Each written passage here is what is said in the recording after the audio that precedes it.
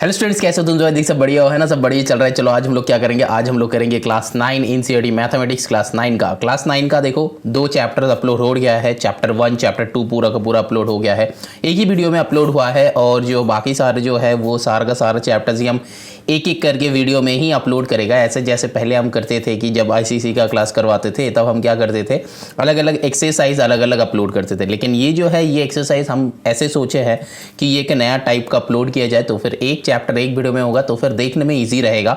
और तुमको ऐसा पता भी होगा कि पूरा जो चैप्टर है ये कितना टाइम में हम खत्म कर सकते हैं। मतलब मान लो कि वीडियो है 1 आवर 15 मिनट्स का, तो तुम पूरा 1 आवर 15 मिनट्स के अंदर पूरा 5 एक्सरसाइज खत्म कर सकते हो। तो ये जो है तुम्हारे अंदर एक रहेगा। लेकिन बेटा देखो, सम्स जो है वो 1 घंटा 15 मिनट्स में पूरा अच्छा एक पूरा डिटेल में मैंने नहीं समझाया है। मैंने क्या किया है, जितना सारे वीडियोस हम डालेंगे एनसीईआरटी का, तो जो कंसेप्ट है ये सारा का सारा बोर्ड्स का सेम होता है। जैसे कि आईसीसी का बोलो, सीबीएसई का बोलो, कोई भी स्टेट बोर्ड का बोलो, वो जो कंसेप्ट है वो सेम होता है। लेकिन यहाँ पे जो है वो उतना सारा डिटेल कंसेप्ट हम नहीं समझा रहे हैं वीडियो के अंदर में। हम क्या समझा रहे हैं, एक क्वेश्चन सॉल्व करने में कितना नॉलेज तुम्हारा जरूरत है वो समझा रहे हैं, ठीक है ना? तो डिटेल वाला वीडियो या फिर डिटेल वाला जो कंसेप्ट अगर जानना है तो तुमको कहीं कहां पे मिलेगा, वो नीचे डिस्क्रिप्शन में देखना, लिंक गिवन होगा हर एक चैप्टर का। मतलब मान लो कि तुम चैप्टर 1 देख रहे हो तो चैप्टर 1 का नीचे डिस्क्रिप्शन में लिंक गिवन होगा कुछ, जहां पे डिटेल एंड बहुत सारे कंसेप्ट वहां पे अपलोड रहेगा। तो जो बच्चे का ऐसा फील होगा कि चलो फिर देखते हैं इस चैप्टर का रिगार्डिंग कौन सा और भी डिटेल में क्या क्या कंसेप्ट हो सकता है, क्या क्या हो सकता है, तो चलो नीचे डिस्क्रिप्शन से सीख लेते हैं। देखो एक्चुअली तुमको क्या करना है ना, क्लास 10 देने से पहले ये क्लास 9 जो है ये सेमीफाइनल क्लास है। मतलब 10 में जाने से पहले तुम्हारा क्लास 5 से लेके क्लास 9 तक जितना सारे कंसेप्ट है वो दिमाग में होना चाहिए। तब जाके तुम क्लास 10 में जाके क्या करोगे, कुछ नया नया चीजें सीखोगे एंड उसको अप्लाई करना सीखोगे, है ना? तो फिर यहाँ पे 9 तक कंसेप्ट जितना अच्छे से तुम्हारा लर्न किया हुआ रहेगा, जितना अच्छे से कंसेप्ट मगअप किया हुआ रहेगा, जितना अच्छे से कंसेप्ट क्लियर रहेगा, क्रिस्टल क्लियर कंसेप्ट रहेगा, उतना अच्छे से तुम क्लास 10 में कर पाओगे सम्स, उतना अच्छे से क्लास 10 का सम्स इजीली समझ पाओगे, ठीक है ना? तो और मेरा एक मोटो हमेशा रहता है कि 7, 8, 9 लेवल में ऐसे क्वेश्चन को करवाया जाए, ऐसा एक मेथड से करवाया जाए ताकि क्लास 10 लेवल में जाके तुम्हारा कोई दिक्कत ना आए। क्योंकि वही सेम कंसेप्ट से, वही सेम मेथड से 10 का सम्स कैसे सॉल्व किया जाए ये हम हमेशा दिखाते हैं और यही हम हमेशा करते हैं। ताकि क्या होता है, क्लास 10 में एकदम पूरा नया जो है ओशन में जाके तुम नहीं गिरोगे। तुमको ऐसा फील होगा कि यार ये मेथड तो हम पहले किया हुआ है, अब बस 10 का सम्स इस पुराना वाले मेथड से कैसे किया जाए ये देखना है। तो एक बार अगर वो सीख लोगे ना तो 10 का सम्स भी इजी हो जाएगा। क्योंकि एक्चुअली हम लोग का एम क्या रहता है कि क्लास 10 बोर्ड्स में अच्छा मार्क्स लाना है। ये 9 का मार्क्स तुमको कोई नहीं देखेगा। आज से 10 साल बाद 9 का मार्क्स, 7 का मार्क्स, 8 का मार्क्स कोई नहीं देखने वाला। लेकिन अगर क्लास 10 बोर्ड्स का जो मार्क्स होता है यही सब देखेगा, सब जगह पे यही यूटिलाइज करके तुम आगे जाओगे। तुम अगर जॉब के लिए जाओगे तो 10 का परसेंटेज दिखा जाएगा, 12 का परसेंटेज देखा जाएगा। लेकिन 10, 12 का मार्क्स क्यों सिर्फ देखा जाता है? 10 का मतलब क्या होता है, तुम्हारा फर्स्ट 14 इयर्स तक तुम क्या किए हो उसका एग्जामिन करना किया जाता है ये क्लास 10 में। तो देखना क्लास 10 में ऐसा भी बहुत सारे सम्स होगा कि जहां पे मल्टीप्लिकेशन, डिवीजन, एडिशन, सब्ट्रैक्शन करना है, जैसे कि मेंसुरेशन में। यहां पे भी मैंने चैप्टर 1 में एंड चैप्टर 2 में ऐसा भी बहुत सारे क्वेश्चन में बताया है कि एकदम नया कंसेप्ट है जो कि हम लोग को करना है, जो कि हम लोग को सीखना है। ऐसा नहीं है, हम लोग को क्या है, प्रीवियस कंसेप्ट से मैंने सॉल्व करवाया है। तो फिर चैप्टर 1 रैशनल नंबर या फिर नंबर सिस्टम जो था, यहाँ पे देख ही रहे हो नंबर सिस्टम, वो मैंने करवाया है। फिर उसके बाद पॉलिनोमियल्स भी करवाया है, लेकिन इसका डिटेल जो मतलब एक होता है ना कि और भी डिटेल में समझना है कि क्या क्या है इसके अंदर, ठीक है ना? तो सारा का सारा चीजें जो है डिस्क्रिप्शन में लिंक गिवन होगा, वहां से तुम समझ सकते हो। लेकिन मैंने चैप्टर 2 करने से पहले या फिर चैप्टर 1 करने से पहले मैंने कुछ वीडियो जो है वो सजेस्ट किया है, जो कि डिस्क्रिप्शन में मैंने दे दिया है। जैसे कि जब चैप्टर 2 कर रहे थे तब फैक्टराइजेशन सजेस्ट किया था कि factorisation is very very very important. Then मैंने सजेस्ट किया था कि 20 तक मल्टीप्लीकेशन टेबल लर्न करो। देन मैंने सजेस्ट किया था कि 30 तक स्क्वायरिंग लर्न करो।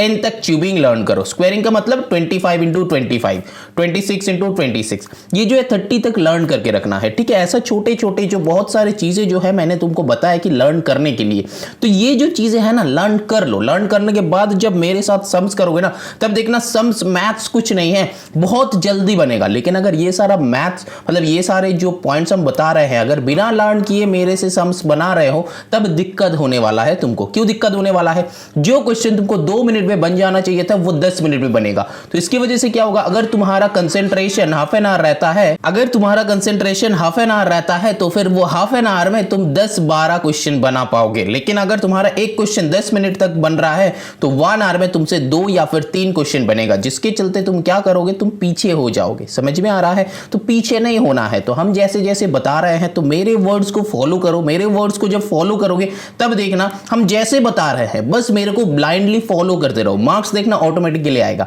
हम रिजल्ट के बारे में सोच नहीं सकते। हम किसके बारे में सोच सकते हैं? प्रोसेस के बारे में, खुद का प्रिपरेशन के बारे में सोच सकते हैं कि हम कैसे प्रिपेयर करेंगे एग्जाम के लिए, क्या प्रोसेस होगा, ये जो 10 ईयर है, हम ये 10 ईयर में क्या क्या करेंगे, इस पे हम फोकस कर सकते हैं। और इसमें हम जितना ज्यादा अच्छे से फोकस्ड रहेगा, रिजल्ट उतना ही अच्छे से आएगा, ठीक है ना। चलो फिर अब आज करेंगे chapter number 3, that is our coordinate geometry.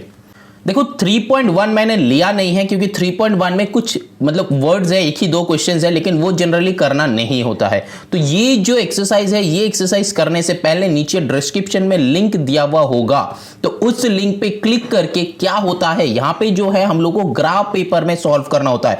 Graph paper में क्या होता है, ऐसा टाइप का एक वाई एक्सिस होता है, ऐसा टाइप का एक एक्स एक्सिस होता है, ठीक है ना। इसका एक डिटेल एक्सप्लेनेशन मैंने करवाया है, वो नीचे डिस्क्रिप्शन में गिवन होगा, तो वो नीचे डिस्क्रिप्शन का लिंक जो है बहुत इंपॉर्टेंट है। ग्राफ पेपर में जब करना है, हम लोग को ग्राफ पेपर 3-4 टाइप का मार्केट में आता है, तो कौन सा वाले हम लोग को लेना है, कौन सा वाले नहीं लेना है, क्या देख के समझना है कि ये कौन सा टाइप का है। मिलीमीटर ग्राफ होता है, सेंटीमीटर ग्राफ होता है, इंच ग्राफ होता है, तो कौन सा वाले ग्राफ हम लोग को लेना है। और अगर कोई भी एक ग्राफ हमको दिया जाता है एग्जाम में, मेरे को बताने की कौन सा वाला ग्राफ देगा स्कूल से, लेकिन कोई भी एक ग्राफ दे देगा, तो उस ग्राफ को कैसे यूटिलाइज करके हम सही सॉल्यूशन करेंगे, तो उसके लिए नीचे डिस्क्रिप्शन में लिंक होगा, ये सारा मैंने वहां पे समझाया है। ग्राफ पेपर जनरली अलग अलग टाइप का होता है, अलग अलग टाइप का कैसे पता चलेगा, ये भी सब कुछ वहां पे मैंने बताया है। वीडियो ऑलरेडी अपलोडेड है, नीचे डिस्क्रिप्शन में लिंक होगा, वहां से समझ लेना। अब देखो ग्राफ पेपर में क्या होता है, कैसे ड्रॉ करना होता है। जनरली जो है ऐसा प्लस करके हम लोग का होता है, ये जो हॉरिजॉन्टल लाइन है, ये हॉरिजॉन्टल लाइन होता है हम लोग का एक्स एक्सिस, ठीक है ना। और ये जो पॉइंट है, ये पॉइंट होता है ओरिजिन। क्या होता है? ओरिजिन, ठीक है ना। तो ये जो है ओरिजिन का मतलब है यहाँ पे 0,0 रहता है। क्यों 0,0 रहता है? क्योंकि ये पहला वाला 0 जो है, ये पहला वाला 0 जो है, ये होता है x का वैल्यू, और ये सेकंड वाला जो 0 होता है y का वैल्यू। अब ये x का वैल्यू y का वैल्यू क्या होता है, ये समझा रहे हैं। मान लो कि तुम्हारे पास कोई भी एक इक्वेशन है 2x + 3y that is equals to 4। तो अब यहाँ पे क्या हो जाएगा, हम यहाँ से इस इक्वेशन को लिख सकते हैं कि 4 - 3y डिवाइडेड बाई 2 लिख सकते हैं कि नहीं। मतलब ये 3y राइट साइड चला गया, फिर 2x = 4 - 3y हो गया, देन ये 2 इसमें मल्टीप्लाई में था, ये डिवीजन में हो गया, ठीक है ना। तो इसको लिख सकते हैं। अब यहां पे जो है ये y और x जो है डिपेंडेबल वेरिएबल, एक होता है इंडिपेंडेंट वेरिएबल। कौन डिपेंडेंट होता है, कौन इंडिपेंडेंट होता है? y जो है ये इंडिपेंडेंट होता है, मतलब y का कुछ भी वैल्यू लेने से x का वैल्यू आएगा। मान लो तुम यहाँ पे y का वैल्यू 0 ले रहे हो, तो मेरा इक्वेशन ये था 4 - 3y डिवाइडेड बाई 2। बहुत ध्यान से समझना, यहाँ पे y का वैल्यू हम 0 ले रहे हैं, तो फिर 3 × 0 0 आ जाएगा, तो फिर x = 4/2 आ जाएगा, क्योंकि 4 - 3 × 0 इज 0, तो -0 से कुछ होता नहीं है, तो 4 - 0 इज 4 आ जाता है। यहाँ पे कैंसिल आउट करो 2, तो फिर x = 2 आ रहा है। तो दैट मींस हम लोग का क्या है, ये y का वैल्यू लेने से x का एक वैल्यू आ रहा है। तो y इज हमेशा इंडिपेंडेंट, मतलब y किसी के ऊपर डिपेंडेंट नहीं है। मेरा चाइनीज हैंडराइटिंग है, समझ लेना। तो यहां पे जो है x जो है ऑलवेज डिपेंडेबल होता है, किसके ऊपर? y के ऊपर। अब यहां से तुम लोग बोल सकते हो कि सर अगर इक्वेशन ऐसा था 2x + 3y = 4, तो 2x + 3y = 4 इक्वेशन ऐसा था, तो सर हम तो यहां पे y भी निकाल सकते थे कि 3y = 4 - 2x, और ये 3 जब नीचे आएगा ऐसा भी तो लिख सकते हैं। हाँ बेटा ऐसे लिख सकते हो, तब भी सर x का वैल्यू y का वैल्यू आएगा। लेकिन पिछला वाला इक्वेशन में x के जगह पे y था, y के जगह पे x था। तो बेटा ये जो इंडिपेंडेंट है, ये जो डिपेंडेबल है, ये जो इंडिपेंडेबल है, ये वर्ड जो है ये इक्वेशन के ऊपर डिपेंड करेगा। मतलब अगर इक्वेशन में y इक्वल्स टू रहता है तो फिर ये y हो जाएगा डिपेंडेबल, और इक्वेशन में अगर x इक्वल्स टू रहता है तो x हो जाएगा डिपेंडेबल। डिपेंडेबल मतलब किसके ऊपर डिपेंडेंट, ये x का वैल्यू के ऊपर। यहां पे x इक्वल टू है तो फिर यहां पे y रहेगा, तो यहां पे y के वैल्यू के ऊपर डिपेंडेंट होगा। समझ में आ रहा है? तो ये y का वैल्यू के ऊपर डिपेंडेंट होगा। तो इसके लिए यहां पे अगर तुम सम्स ऐसे बनाओगे, ये जो है एक छोटा सा कंसेप्ट है, लेकिन ऐसा नहीं इस कंसेप्ट की वजह से तुम्हारा क्वेश्चन बनेगा, नहीं बनेगा। ये जो है बेसिक कंसेप्ट है ग्राफ का, ठीक है। अब देखो एक बात समझो, ये जो है प्लस साइन है, यहां पे सर 0 0 क्यों रहता है, जो बता रहे थे 0 0 का मतलब ये होता है कि यहां पे मतलब मान लो कि 2,3, इसको क्या कहते हैं, इसको कहते हैं कोऑर्डिनेट। तो कोऑर्डिनेट क्यों कहा जाता है, देखो ये जो है ना ये 0 से चालू होता है, ये जो है मतलब मान लो कि दो नंबर लाइन है मेरे पास, एक ऐसा नंबर लाइन है, नंबर लाइन में क्या होता है, बीच में 0, यहां पे 1 2 3 4, इधर होता है -1 -2 -3 -4। समझ में आ रहा है? तो ये जो है एक नंबर लाइन है। तो दूसरा एक नंबर लाइन लो जिसको ऐसे पुट करो, 0 के ऊपर से ऐसे पुट करो, ऐसे जहां जैसे यहां पे डायग्राम दिया हुआ है, ठीक है ना, तो ऐसे पुट करो। तो यहां पे कैसे लिखना है, ये ऊपर की तरफ प्लस में होता है, मतलब ये 1 2 3 4 5, नीचे होता है -1 -2 -3 ऐसा करके, ठीक है ना। तो फिर क्या है, नंबर लाइन मतलब ये एक नंबर लाइन है जिसका इस साइड पॉजिटिव है, इस साइड नेगेटिव है, और इसी नंबर लाइन को ऐसे घुमा दो, मतलब ये लेफ्ट हैंड साइड ऐसे घुमा दो, तो ऊपर में पॉजिटिव, नीचे जो होता है नेगेटिव होता है, ठीक है ना। तो अब देखो यहां पे इस वाले बार में क्या हो जाता है, ओनली पॉजिटिव वैल्यू, है ना। इस वाले बार में क्या हो जाता है, ओनली नेगेटिव वैल्यू, ठीक है ना। इस वाले बार में क्या हो जाता है, ओनली पॉजिटिव वैल्यू, है ना। अब इस वाले बार में क्या हो जाता है, ओनली नेगेटिव वैल्यू। तो यहां से अगर एक डंडी तुम ऐसे ड्रॉ कर दोगे तो ये एक फ्लावर हो जाएगा, है ना। तो चलो फिर आगे चलते। तो यहां पे जो है ये नेगेटिव, ये पॉजिटिव, ये जो है पॉजिटिव, ये जो है पॉजिटिव। अब जो है देखो यहां पे एक्चुअली क्या है, देखो यहां पे पॉजिटिव है, यहां पे भी पॉजिटिव है, तो यहां पे नेगेटिव है, यहां पे भी नेगेटिव है। तो फिर एक्चुअली बात क्या होता है, ऐसा क्यों होता है, तो दो पॉजिटिव है। अगर हम तुमको बोलते हैं कि तुम एक्चुअली यहां पे दो डंडी है, तो यहां पे तुम खड़े हो, हम तुमको बोल रहे हैं कि तुम पॉजिटिव पाथ में चलो, तो तुम कंफ्यूज हो जाओगे, सर इधर में भी पॉजिटिव है, इधर में भी पॉजिटिव है, तो कहां पे जाए, तो कंफ्यूज हो जाओगे। तो इस कंफ्यूजन को दूर करने के लिए हम लोग को क्या दिया जाता है, हम लोग को ये दिया जाता है कि ये जो हॉरिजॉन्टल एक्सिस है, इस हॉरिजॉन्टल का एक्सिस का नाम दिया जाता है एक्स एक्सिस। तो ये राइट साइड में रहता है एक्स का पॉजिटिव, इधर रहता है एक्स का नेगेटिव, तो इसीलिए चेंज करने के लिए एक्स डैश दिया जाता है। मतलब पॉजिटिव का मिरर इमेज होता है नेगेटिव, तो इसीलिए x is positive and x का जो मिरर इमेज है, मिरर मतलब उल्टा साइड, ठीक है ना, तो यहां पे आ जाता है नेगेटिव को दिखाने के लिए x डैश करके दिया हुआ होता है। जैसे कि तुम लोग जब लाइट करोगे या फिर फिजिक्स में कुछ पढ़ोगे तो देखना वहां पे मिरर इमेज आएगा जिसको एक को u एंड u डैश करके लिखा जाता है, ठीक है ना।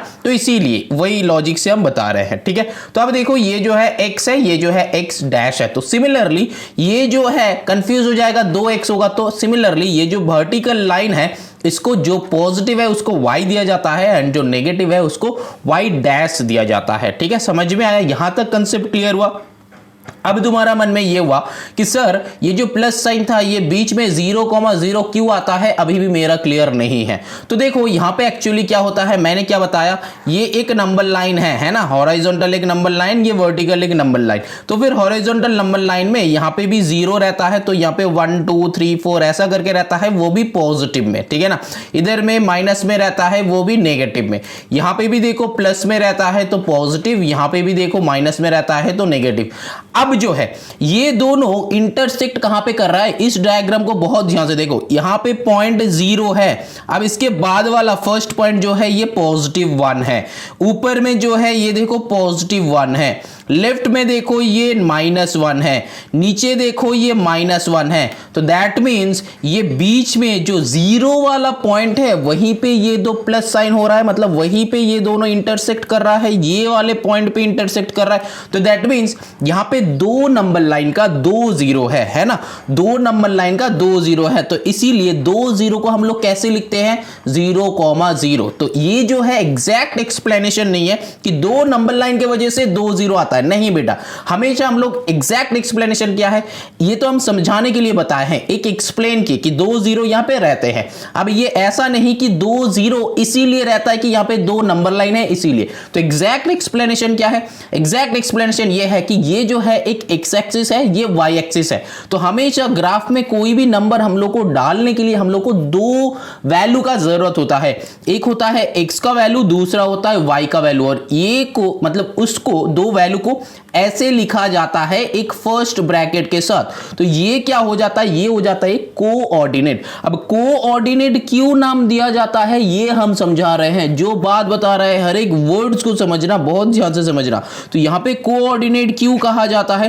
कोऑर्डिनेट बेटा इसलिए कहा जाता है कि ये जो है एक्स एक्सिस का नाम होता है एब्सिसा एंड ये वाई एक्सिस का नाम होता है ऑर्डिनेट। तो एब्सिसा एंड ऑर्डिनेट में जो वैल्यू हम डाल रहे हैं उसका नाम दिया जाता है कोऑर्डिनेट। समझ में आया, यहां तक क्लियर हुआ। अब चलो आगे बताते हैं। देखो एक्चुअली मैंने क्या बताया, अभी तक मैंने क्लियर नहीं किया कि यहां पे 0,0 क्यों हो रहा है। यहां पे एक दे दो तो ये है ना, चलो फिर आगे चलते हैं। तो यहां पे जो है 0,0 क्यों होता है, क्यों दिया जाता है, चलो फिर उस बात पे थोड़ा सा फोकस करते हैं। देखो एक जीरो जो है x के लिए, दूसरा जीरो जो है y के लिए, दैट मीन्स एक नंबर लाइन था उसके लिए एक जीरो, दूसरा नंबर लाइन था उसके लिए दूसरा जीरो। तो हमेशा यहां पे x डैश, यहां पे y डैश। तो सर यहां पे अगर तुम्हारा क्वेश्चन होगा कि सर हमेशा क्या ये जो ऐसा अगर रहता है 2,3 अगर रहता है तो 2 क्या हम लोग हमेशा x में देखेंगे। हाँ बेटा, हमेशा ये जो पहला वाला होगा ये हमेशा x लाइन के थ्रू देखना है, मतलब हॉरिजॉन्टल लाइन में देखना है, और ये जो 3 है इसको हमेशा y में देखना है, मतलब वर्टिकल में देखना है। तो नंबर कैसे पुट करना है, क्या कैसे करना है, ये चलो एक बार समझ लेते हैं। मान लो ऐसा मेरा प्लस है, तो फिर यहां पे 2,3 तुम पुट करोगे, ये 2,3 मेरा एक कोऑर्डिनेट गिवन है, तो इस पॉइंट को तुम पुट करोगे कैसे। देखो यहां पे मेरा 0 है तो फिर 0,0 लिख दो, यहां पे 1 2 3 4, इधर में -1 -2 -3 -4। सर ये कहां तक लिखना है बेटा, ये जनरली ऐसा एरो देना है, ये प्लस इन्फिनिटी तक चलता है, यहाँ पे माइनस इन्फिनिटी तक चलता है, इसीलिए दो साइड देखो ऐसा एरोज गिवन है ना, समझ में आ रहा है। तो फिर ऊपर में भी जितना दूर जाओगे वो चलता रहेगा, नीचे भी जितना दूर जाओगे वो चलता रहेगा। यहाँ पे क्या है प्लस इन्फिनिटी, यहाँ पे क्या है माइनस इन्फिनिटी। तो बात समझ में आ रहा है। तो ये जो है प्लस इन्फिनिटी, ये जो है माइनस, तो ऊपर में प्लस है नीचे में माइनस है। तो यहाँ पे कर लो कि 1 2 3 4, यहाँ पे कर लो -1 -2 -3, ठीक है। अब देखो यहाँ पे ये 2,3 है, 2,3 है, तो 2,3 मतलब हम पहले x का वैल्यू लेंगे तो x में चलेंगे, तो यहाँ पे 1 से 2 यहां पे आके रुक जाएंगे, यहां पे आके रुक जाएंगे, ठीक है। अब जो है y में 3 है तो इसी वाले पॉइंट से 1 2 3 यहां पे आएंगे। तो अल्टीमेटली मार्किंग कैसे करना है, मार्किंग हमेशा एक छोटा डॉट उसको राउंड करके एक और डॉट, ये होता है मार्किंग हमेशा। तो जहां पे मार्किंग होगा ये वाले पॉइंट को हम लोग बोलेंगे 2,3। एक और बार समझना है, चलो समझते हैं। मेरा यहाँ पे है x का वैल्यू, मेरा यहाँ पे है y का वैल्यू, तो पहले हम हॉरिजॉन्टल पाथ पे चलेंगे। अगर यहाँ पे -2, -3 रहता तो क्या सर पॉइंट चेंज हो जाता, जरूर चेंज हो जाता। देखो यहाँ पे -2 मतलब यहाँ पे नेगेटिव में चलेगा -2, यहाँ पे -1 -2 आया, यहाँ पे रुका हुआ है क्योंकि ऐसा सिंबल मैंने नहीं दिया है, तो मींस मैंने रुका हुआ है, यहाँ पे रुका हुआ। अब मैंने देखा कि y का वैल्यू है -3, तो y का वैल्यू -3 मतलब ऊपर जाएगा कि नीचे, नीचे जाएगा। तो यहाँ पे देखो -1 -2 -3 यहाँ पे आएगा, तो मतलब इसका हॉरिजॉन्टल रखना है, ठीक है ना। जब ग्राफ पेपर में करेंगे तो और भी अच्छे से पता चलेगा, ये वाला डायग्राम जब समझाएगा तो और भी अच्छे से पता चलेगा। अभी जो है मतलब एक बेसिक चीजें जो समझा रहे हैं इसको समझो। तो यहाँ पे मान लो कि -3 आया तो फिर यहाँ पे ऐसा वाला सिंबल देंगे, और ये जो है हम लोग का फाइनल सिंबल, मतलब ये हम लोग का फाइनल लोकेशन है, हम लोग यहाँ पे खड़े हैं। तो यहाँ पे क्या हो जाएगा -2, -3 ऐसे लिखेंगे। तो बात जो है बेसिक जो चीजें हैं ये क्लियर हुआ। और भी डिटेल में अगर जानना है तो फिर बेटा नीचे डिस्क्रिप्शन में एक लिंक होगा जहां पे और भी डिटेल में मैंने समझा है, और भी बहुत कुछ समझा है, ग्राफ पेपर के रिगार्डिंग मैंने लेक्चर दिया है, समझा है, बहुत कुछ समझा। तो फिर वहां पे तुम समझ सकते हो। और वहां पे एक एक्सरसाइज का आईसीएसई का एक एक्सरसाइज भी मैंने सॉल्व किया है, तो उस रिगार्डिंग भी मैंने वहां पे क्वेश्चन, वो एक्सरसाइज का क्वेश्चन वहां पे दे देगा। तो कैसे क्या सॉल्व कर रहे हैं, कुछ क्वेश्चंस जैसे सॉल्व कर रहे हैं तो वो भी तुम्हारे दिमाग में इनपुट हो जाएगा। तो ऐसा नहीं कि सर 9 में तो एनसीईआरटी में वो क्वेश्चन नहीं है तो हम वहां पे क्यों देखें। तो बेटा तुम्हारा नॉलेज जो है वो अगर क्लास 9 में क्लियर रहेगा तो 10 में जाके तुम्हारा बहुत इजी होने वाले हैं। 10 में चीजें समझना बहुत इजी होने वाले हैं। तो 9 में हम हमेशा यही करते हैं, जो चीजें सिखा रहे हैं उसको पूरा सिखा देते हैं ताकि 10 में क्वेश्चंस ऐसे ही बन जाए विदाउट टीचर का हेल्प। समझ में? चलो फिर यहां पे देखते हैं फर्स्ट क्वेश्चन क्या है। Right the answer of each of the following question. तो फॉलोइंग क्वेश्चंस का आंसर देना। मैंने क्या बताया था, एक्स जो है ये एब्सिसा होता है, वाई जो है ये ऑर्डिनल होता है। जो लैंग्वेज बताया उसको दिमाग में रखना, हमेशा दिमाग में रखना है। कॉपी में लिख के कोई फायदा नहीं है, क्योंकि कॉपी में तुम आज लिखोगे कल तुम बंद करके रख दोगे। कॉपी यूज ही नहीं करना है, दिमाग को यूटिलाइज करो। तुम्हारा दिमाग बहुत तेज है, यूटिलाइज करो, ठीक है। तो यहां पे जो है what is the name of the horizontal and vertical lines drawn to determine the position of any point in the Cartesian plane. अच्छा, ये कार्टेशियन प्लेन क्या होता है? तो कोई भी ग्राफ पेपर में अगर हम ड्रॉ कर रहे हैं तो ग्राफ पेपर को कार्टेशियन प्लेन बोलते हैं। मतलब ग्राफ पेपर में क्या होता है, एक एक्स एक्सिस एक वाई एक्सिस रहते हैं। तो 2 डायमेंशनल ये जो प्लेन है इसको हम लोग हमेशा कार्टेशियन प्लेन बोलते हैं, ठीक है ना। तो कार्टेशियन प्लेन का मतलब समझ में आया। अब कार्टेशियन प्लेन में सर क्या 2 को पुट नहीं कर सकते? नहीं बेटा, नहीं कर सकते हो। अगर 2,0 होता तो पुट कर सकते हो, अगर 0,2 होता तो पुट कर सकते हो। मतलब पहला वाला जो है x का वैल्यू, दूसरा वाला जो है y का वैल्यू। सर 2,0 एंड 0,2 क्या डिफरेंट है? हाँ बेटा डिफरेंट है। यहां पे x का वैल्यू 2 है, y का वैल्यू 0 है। यहां पे x का वैल्यू 0 है और y का वैल्यू जो है ये 2 है। समझ में आ रहा है? यही डिफरेंस है। तो पहले जो बैठेगा x का वैल्यू y का वैल्यू बदल जाएगा। इसके वजह से नंबर थोड़ा सा भी इधर उधर हुआ, मतलब कोऑर्डिनेट जिसको बोल रहे हैं, ये थोड़ा सा भी इधर उधर हुआ तो फिर ऑटोमेटिकली चेंज हो जाएगा ग्राफ का। जहां पे हम मेरा लोकेशन है उस पॉइंट का वो भी चेंज हो जाएगा। तो यहां पे क्या है, पहला ही जो बात है ये हमने ऑलरेडी बता दिया। हॉरिजॉन्टल एंड वर्टिकल लाइन का जो नाम है कार्टेशियन प्लेन में वो ऑलरेडी बता दिया। अब देखो what is the name of each part of the plane formed by these 2 line. Each part मतलब उसको कोऑर्डिनेट कहते हैं, ठीक है ना। अब देखो number 3, write the name of the point where does 2 line intersect. तो 2 लाइन जहां पे इंटरसेक्ट होता है ये पॉइंट को मैंने ऑलरेडी बता दिया कि ओरिजिन कहता है, ठीक है ना। तो अब देखो यहां पे क्या है, सी फिगर 3.14। तो ये वाले फिगर को देखने के लिए हम लोग को बोल रहा है, चलो फिर देख लेते हैं। अब देखो यहां पे क्या है, द कोऑर्डिनेट्स ऑफ बी। देखो कोऑर्डिनेट्स ऑफ बी मतलब बी किधर है, इधर है।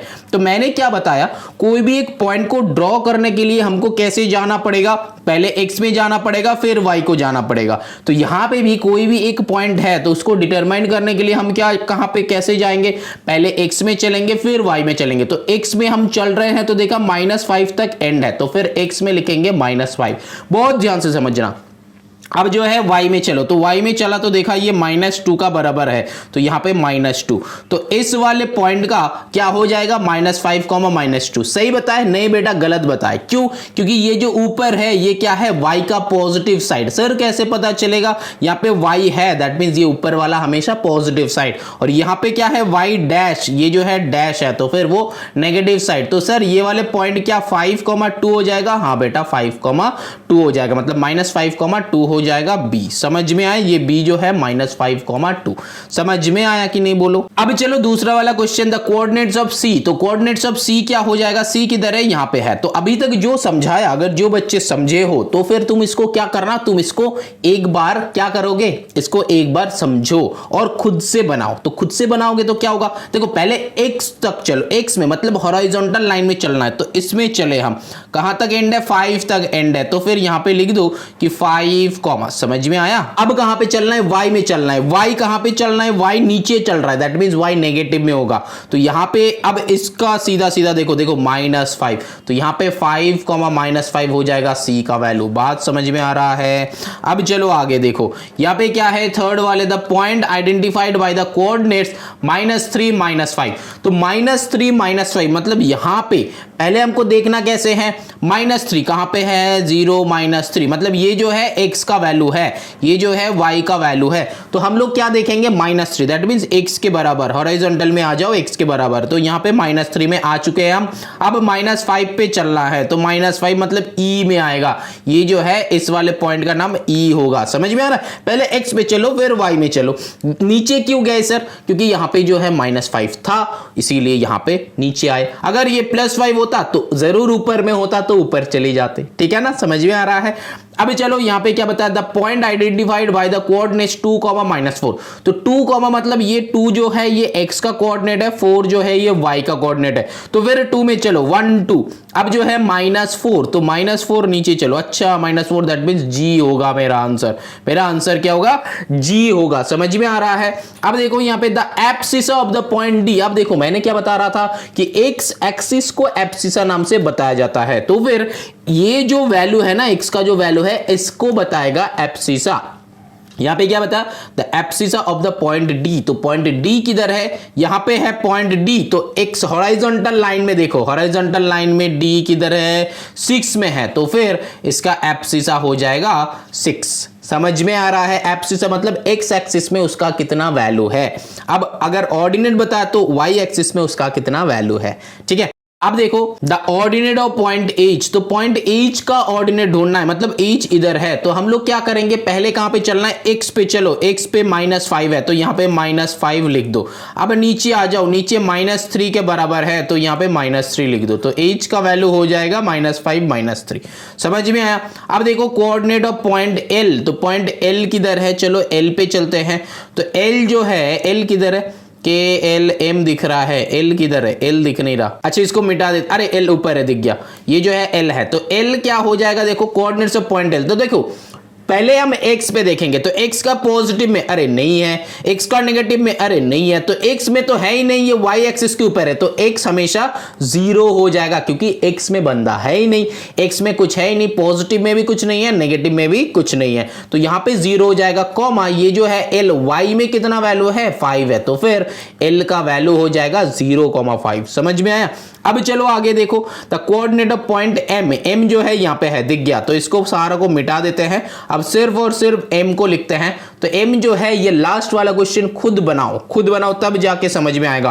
तो ये क्या होगा, पहले x पे देखना है। तो x पे देखना है तो क्या है यहाँ पे -3। y में देखना है, तो y में देखना है तो अरे y में तो यहां पे जाएंगे तो e आ जाएगा।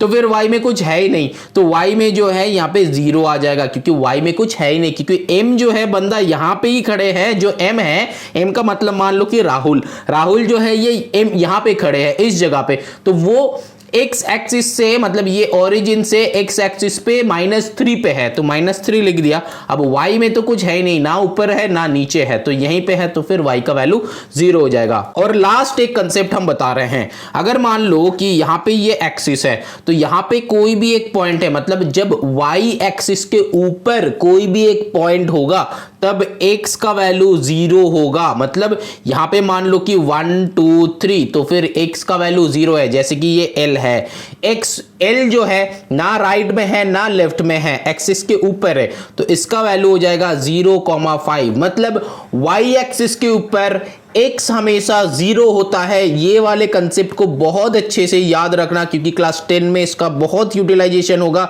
जब भी तुम कोऑर्डिनेट का क्वेश्चन करोगे वहां पे भी यूटिलाइज करेंगे, ठीक है ना। तो यहां पे जो है, जब भी अगर y एक्सिस के ऊपर पॉइंट है तो वहां पे क्या हो जाएगा, x का वैल्यू 0 हो जाएगा। एंड सिमिलरली यहां पे जब x एक्सिस के ऊपर पॉइंट होगा तब y का वैल्यू 0 हो जाएगा, जैसे यहां पे -3,0 हुआ। समझ में आया?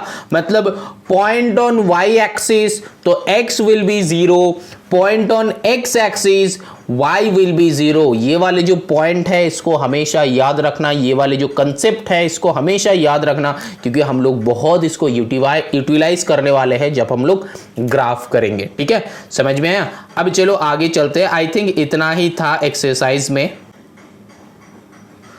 हाँ, कॉन्ग्रेचुलेशंस आ गया। दैट मीन्स हम लोग का एक्सरसाइज जो है ये यहाँ पे खत्म है, एक्सरसाइज 3। तो कंसेप्ट जो है बहुत अच्छे से समझो। नीचे डिस्क्रिप्शन में कुछ ग्राफ पेपर रिगार्डिंग लिंक होगा, तो उसको भी देख सकते हो। जितना डिटेल में हो सके डिटेल में समझ लो, सीख लो, पढ़ लो। अब प्रैक्टिस के थ्रू उसको ग्रैब कर लो। हम बहुत सारा क्वेश्चन भी करवाएगा, पहले एनसीईआरटी का पूरा खत्म कर लेते हैं बुक, कुछ ही दिन में खत्म हो जाएगा। आई थिंक पूरा अप्रैल तो खत्म होने ही वाला है, मई में आई थिंक खत्म कर देगा एनसीईआरटी। फिर हम लोग कुछ क्वेश्चन सॉल्व करेंगे, पूरा फुल प्रिपरेशन कर लेंगे। जनरली जो सीबीएसई का सिलेबस है ना, ये क्लास 9 का जो सिलेबस है ये खत्म करने में ज़्यादा दिन नहीं लगता है, क्योंकि ये सिलेबस बहुत रिड्यूस होकर बहुत ही छोटा हो गया है। पहले भी उतना टाइम नहीं लगता था, अभी भी उतना टाइम नहीं लगेगा। पूरा कंप्लीट करके हम अपलोड कर देगा। तुम लोग जो है हमेशा प्रैक्टिस के थ्रू ग्रैब कर लेना, लेकिन कैसा लग रहा है, कैसा फील हो रहा है, कैसा समझ रहा है को नहीं, वो भी बताना।